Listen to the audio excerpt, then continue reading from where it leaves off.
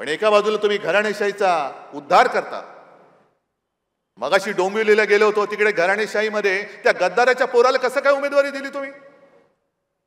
घराणेशाहीचा तुम्हाला जर का एवढा तिटकारा आहे तर गद्दारांची घराणेशाही चालते.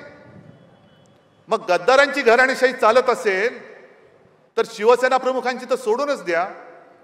ज्या व्यक्तींनी महाराष्ट्रामध्ये भारतीय जनता पक्ष वाढवण्यासाठी खस्ता खाल्ल्या त्या प्रमोद महाजनच्या मुलीला पूनमला तुम्ही मुंबईमध्ये उमेदवारी का नाही दिली? काय गरज होती? का कापलं तिची उमेदवारी?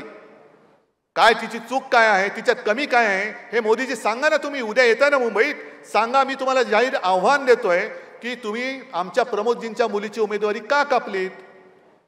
काय कारण आहे? म्हणजे तुम्ही म्हणाल त्या दिशेने आम्ही जायचं आणि आता त्यांनी ते घराणेशाहीचं झालं.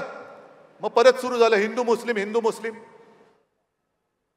हिंदू मुस्लिम हिंदू मुस्लिम. तुम्ही एक काहीतरी दिशा तर ठरवा. कालपर्यंत तुम्ही मुसलमानांना शिव्या घालत होतात, अचानक तुम्हाला साक्षात्कार झाला. देश विदेशातील प्रत्येक घडामोडींचे लाईव्ह अपडेट मिळवण्यासाठी आता साम टीव्हीच्या सर्व सोशल मीडिया प्लॅटफॉर्मला लाईक, फॉलो आणि सबस्क्राईब करा. तसंच सर्व नोटिफिकेशनसाठी बेल आयकॉन प्रेस करायला विसरू नका.